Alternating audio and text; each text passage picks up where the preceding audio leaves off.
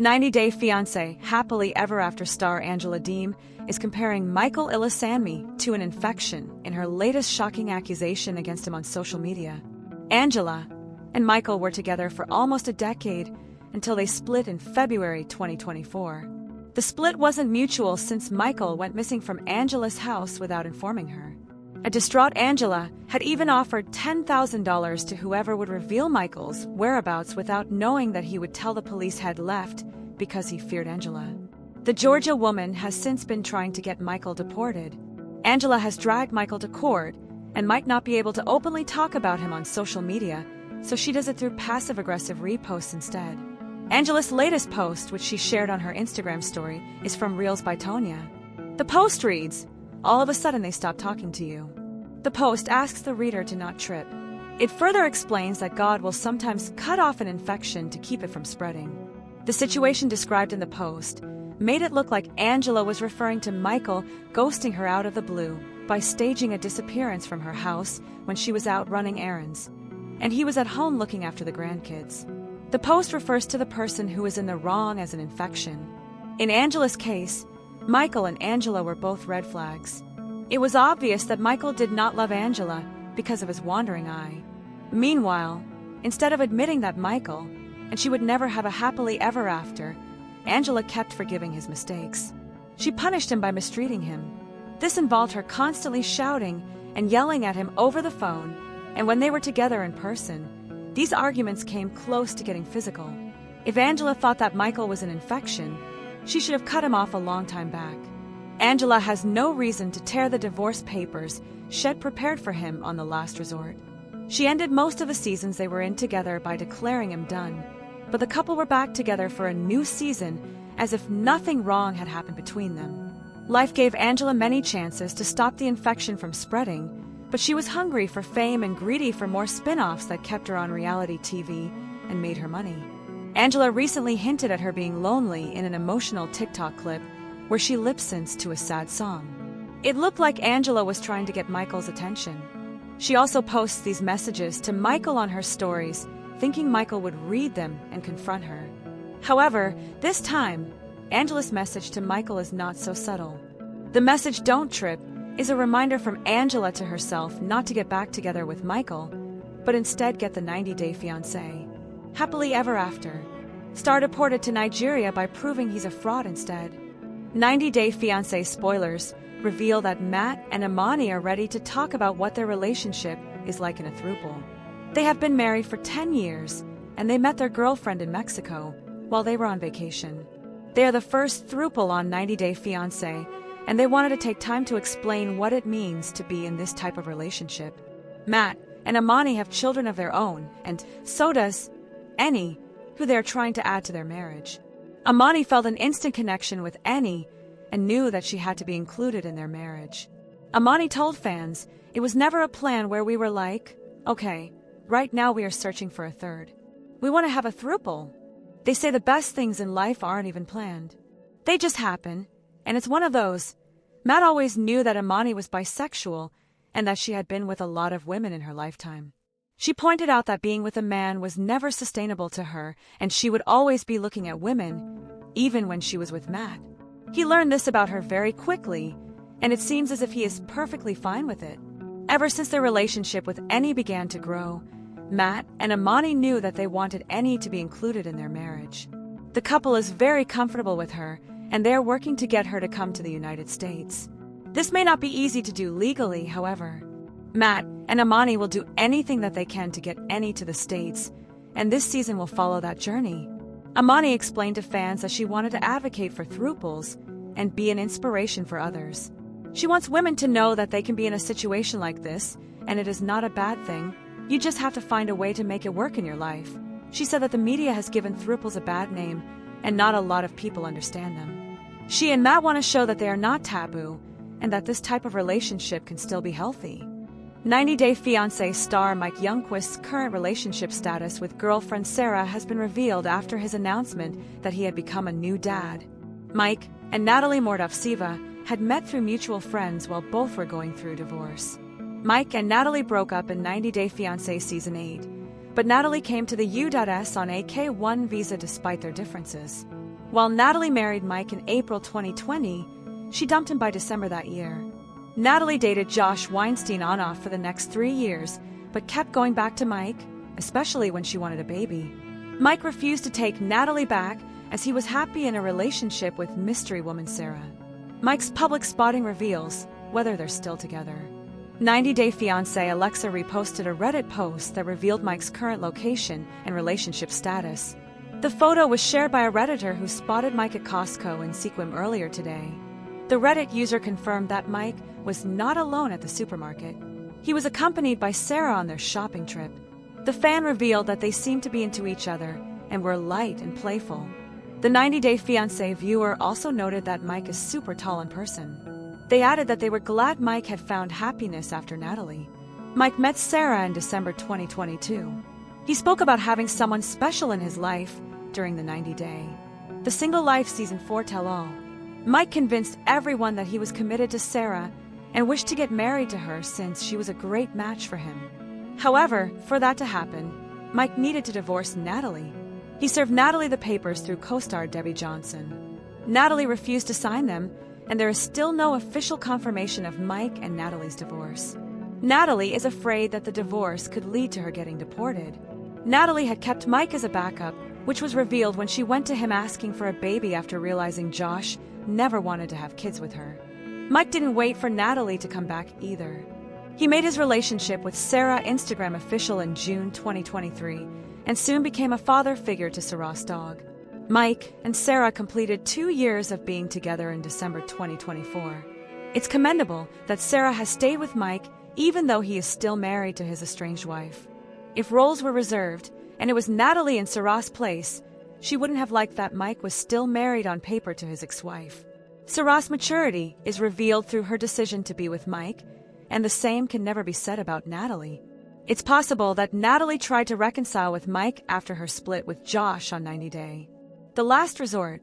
However, Mike's love for Sarah is unwavering. 90 Day Fiancé star Mike and Sarah being into each other, even when the cameras aren't watching, speaks volumes about them as a couple.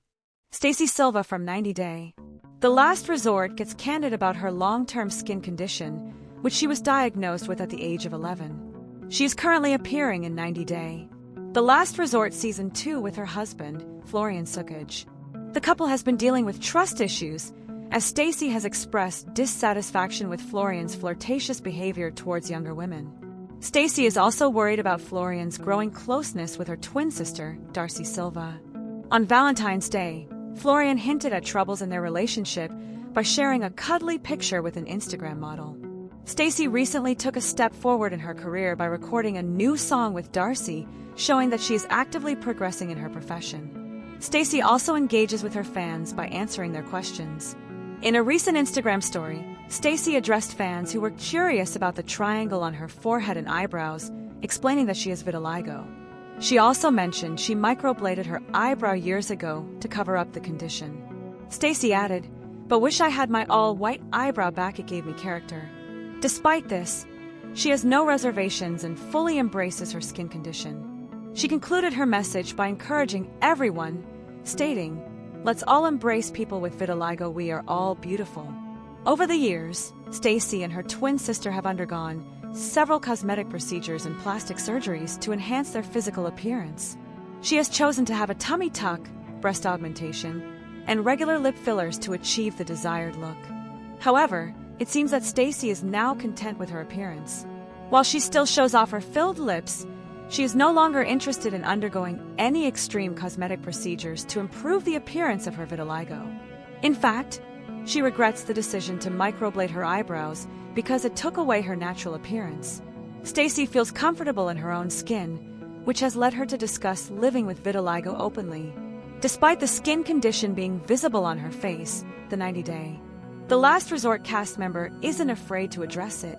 As Stacy regains confidence in her natural physical appearance, she may soon choose to stop opting for unnecessary cosmetic procedures, such as injectables.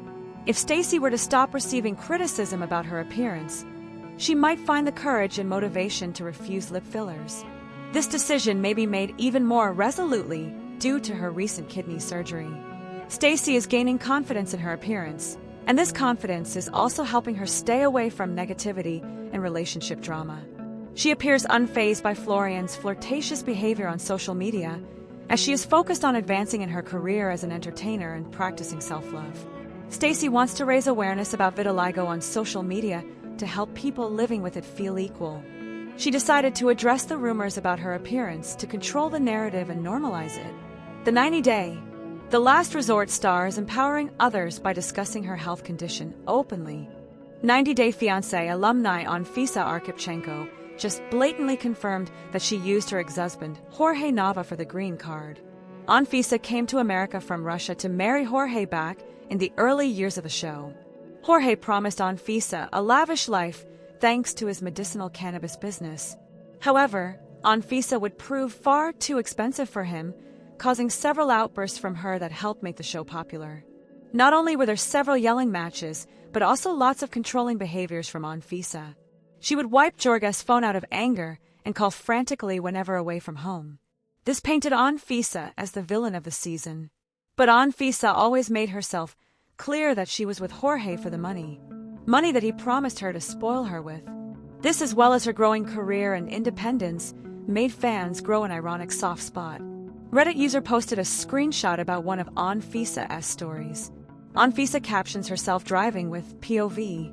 You moved to US from Russia, married for green card, then dumped your husband, and now you're living best life in 70-degree weather year-round. The user comments on Anfisa's post as a weird flex, but the comments are mixed. Most of the comments mention how honest Anfisa was about her intentions to marry Jorge. She was pretty open that she was only with him cause she wanted to come to the US to be with a millionaire. Others meanwhile comment how Anfisa could be caught committing marriage fraud with this post. Top commenter says, "Say it louder. You'll be caught."